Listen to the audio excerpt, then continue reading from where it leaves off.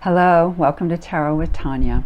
7 cards for 7 days, and we are looking at the week of June 30th, that's a Monday, to Sunday, July 6th in 2025. Welcome back if you've been here before. Welcome if you're new. And as always with these readings for the collective, take what resonates for you and leave the rest behind. Developing your own intuition, maybe checking day by day if the particular card or astrological aspect is being reflected in some way. I would also say about the astrology, I've been thinking about this a lot lately, kind of following the aspects, the planetary shifts and so forth, and then realizing frequently things don't happen on that particular day when you might have an aspect, especially with the slower moving planets. Often it's right before, during, and after, or somewhere in that spectrum. So anyway, the week that we have going on, I'll start with the moon, and we have the moon in Virgo on Monday. That was our Sunday to Monday moon, earthy, practical, likes to be of service, can be analytical, sometimes overly analytical, very directed in that way, good with details, good with diet. Then we'll move to the moon in Libra. That's an air sign versus the earthy Virgo. Diplomacy, aesthetics, relationships, keeping things in harmony. I think I said diplomacy, balance, all of that for Libra. And then we'll end the week with the moon in Sag. Oh, I forgot I skipped Scorpio there. I'm like, wait a minute, that's not right. Then we'll go to Scorpio after that. Libra, water, psychic, very, very, very intuitive, likes a lot of depth, really wants to understand processes, what's going on, things like that. And then we'll be in Sag, fiery, philosophical, higher mind, law, higher education, so forth. All right, so in general for the week, we still have the sun in Cancer, and Mercury is in Leo, so that's kind of dramatic and exciting. It's a different sort of expressive energy. We have Venus in Taurus, and Venus is going to do some aspecting this week, and I'll get to that in a little bit, but it loves being in Taurus, very sensual, and it's all about being pretty and nurtured and grounded as well. Relationships valued and worked on. And then we have Mars in Virgo, so that's been a big change with the Leo. And that Mars, it seemed like, was in Leo forever. So now there's I think I talked about this last week, a groundedness in our action, our communication, our defense of the things valuable to Virgo. And Jupiter in Cancer, so big expansion on the home front. Saturn in Aries, and that's going to go retrograde before too long, or no, that is retrograde. And then Neptune in Aries, and that's where Venus is going to be doing some aspecting. Pluto still in Aquarius, of course, that's going to be a long one. And I haven't really talked about Chiron in Aries much, but Chiron's the wounded healer, the half man, half horse in Greek mythology, who trained the demigods, the heroes, in the arts of war and healing, other things I think as well, educated them. And within Aries, it's helping us to understand, to recognize, acknowledge, and heal our own wounds of the self. Not necessarily that we've self-inflicted them, perhaps, but somehow we've accumulated these wounds, and it's a good time to help heal the self-image.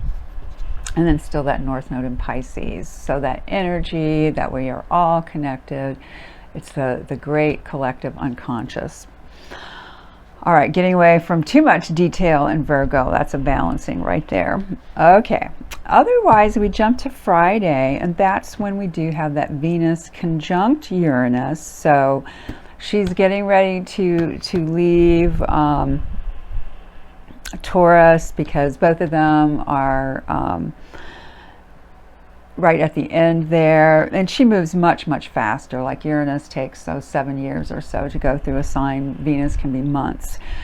And so she'll touch Uranus that day and then enter Gemini, and that's the twins. It's a much lighter sign. It's airy. It's about communication.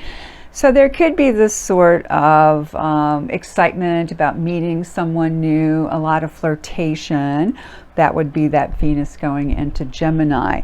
When it's conjuncting Uranus, and of course this happens pretty briefly, but we could be attracted to somebody really different, really unusual. It could be very exciting, but it might not be very long lasting. It could be. Depending on what else is there, but it can also give us that kind of illusion, oh, this is so much fun, and then again it passes. And with Venus and Gemini, we could develop various sources of income. When you have things in Gemini, it gives that variability, that variety is maybe a better word. And then on Sunday, we'll have Venus sextiling Saturn and Neptune, because they're basically still conjunct. They're in the orb. I think maybe only 3 degrees apart or so at this point. And so the Venus sextiling both of them, the sextile is a really nice flow of information. So there's a lot of communication going on between the planet of love and beauty and harmony, and with Saturn getting very serious. So that Uranus happens on Friday, where the Venus conjuncts it. That means they come together. And then a few days later, you've got a sextile to a much more serious, stable planet that likes planning and wants to know what's happening, into business and so forth. So, that could be good for a long-term relationship. Now, at the same time, you have it sextiling Neptune, so there's the illusion. So it's a little bit push me, pull you, if you remember the old Dr. Dolittle movie or story. So on one hand, we can meet somebody who's very stable and wonderful for us, and then we could have all these illusions at the same time. So probably best not to do too much that day. Use that Venus sextile Neptune for a lot of creativity.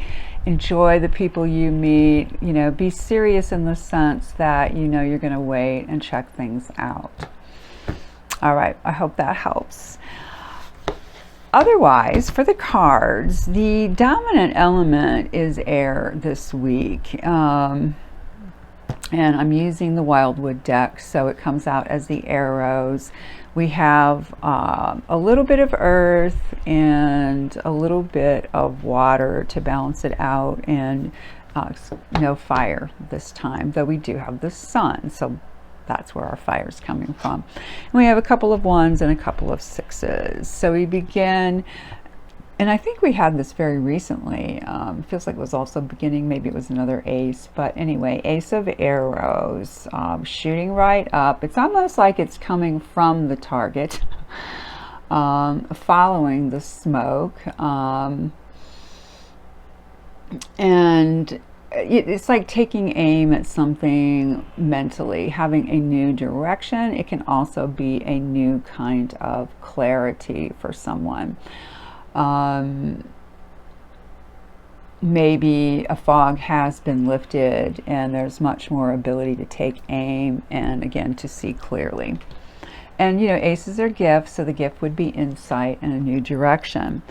We stay with the arrows on Tuesday, and this is the first day of July, and we get some news. Perhaps this can represent a young person.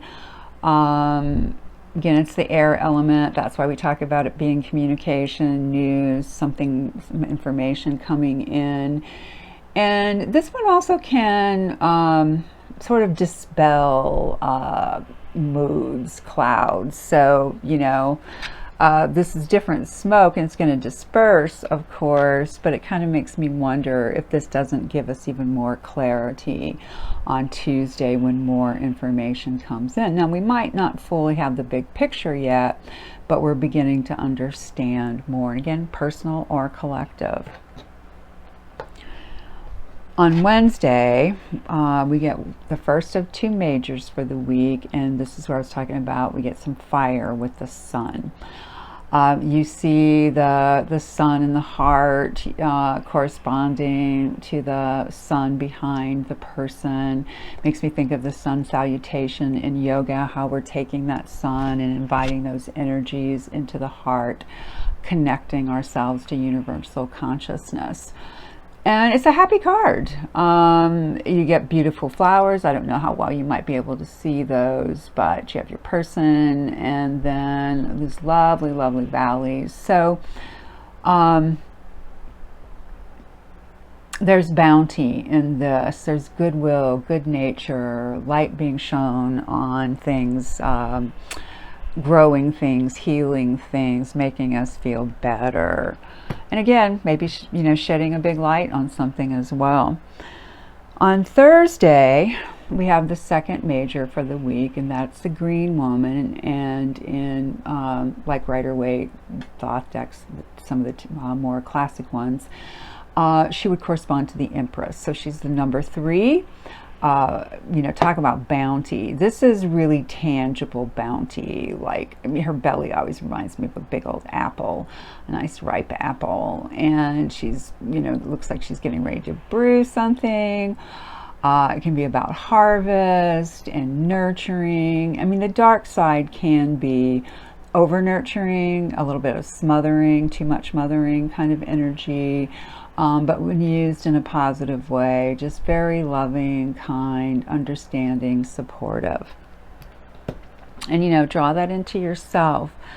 The Green Woman, of course, is the counterpart, or he's her counterpart of the Green Man, and Emperor, Empress. So they're, you know, representative of the masculine and feminine elements of our personality as well. So we get a big dose of that Thursday. When we get to Friday, we have the one and only Earth card, which is stones in the Wildwood deck. And this was it's sort of a more explicit take on the idea of the 6 of discs, as it's called in other decks, or pentacles. But here, I shouldn't say but, and here, in correspondence to them in a way, the others suggest kind of a, you have money, are you sharing it with other people? Here it's more direct. I mean, it's exploitation. That's our subtitle. We have a fire raging in the background, people whose clothes are so ragged, they're, you know, they're just almost falling apart. They have begging bowls, it looks like. The beehives behind them are all tattered. The rake is broken. So things aren't in good shape. So where is the bounty? And I am having this intuition right now. It's like, how are we treating the self? Are we being stingy with the self, or are we feeling bounty? I mean, I know there's a lot of economic anxiety out there right now. I'm not saying it isn't for good reason, but just really try to be realistic. Do you have enough? If you don't, how can you have enough? What is it that you really need? And what position are you in to share with others, if at all? But hopefully, you know, you are being realistic and kind and self-aware about your own resources and how resources are distributed in general in the more collective sense. We're back to the arrows. This is our last one for this week. As I said, it was Earth dominant. Here, excuse me, not Earth dominant, air dominant, just a little Earth. We have the 2, and this one is subtitled Justice. Obviously, you see the scales, a symbol of justice, the blindfold, another symbol of justice, the bow at her feet, holding 2 arrows in a sort of perfect cross across the heart. And so it's trying to make a decision in a very balanced way. Perhaps in an impartial way, to be factual. It's not an emotional card. It's not the Two of Cups or the Discs or even the Wands. It is the air. It is masculine. It is analytical. It's thinking and trying to do it, hopefully from a heart way. I said it's not emotional, but you can still take into consideration the heart. So making a decision on Saturday.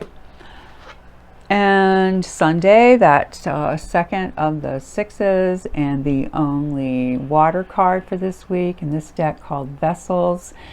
So again, the sixes are connected to the lovers. How do we love ourselves? How do we, engage in other relationships? This one often, and it even is called reunion here, does signify that, connecting with people from the past. Or even thinking of them, dreaming of them, reminiscing, having, kind, warm thoughts about people from the past. Now, I guess it could go in a little bit darker and, some pain coming up. But generally, it's a pretty happy card. You have a pretty little pond here, some wildlife, some flowers, a nice little waterfall coming from a mound. Some trees on that, backlit. So it's very pretty. It seems pretty calm. And so it could be a nice emotion just to indulge yourself in next weekend. Let yourself be happy. All right. So that's our week in the cards, and we'll finish with Tree Keeper's Oracle card. And this week we got Keeper of Trust. And that's sort of what I was talking about with that Six of Stones. And let's just see what the book has to say. All that you are to become is already inside you. Just as an acorn has a blueprint for the oak tree, you have a design inside for what your soul tree wants to become. Your mind is the least dependable purveyor of direction. By all means use it, but not as your ride or die in times of creativity or crisis. That's what your soul is for. It contains a connection to your highest source and most authentic self. Trust it, trust yourself, trust the process. And these are challenging times. There's just, I don't think there's any way to deny that. So trust the process, trust yourself. I think those are wonderful guidance from the Tree Keeper's Oracle. So beloveds, please like, share, subscribe. It's free. It really helps the channel. Reach out if you have questions for me, or you think I can help you, or you want a reading, or you would like to book a reading for someone else. That would all be very much appreciated. And I'm wishing you the best possible 7 days, and I'll see you again in a week.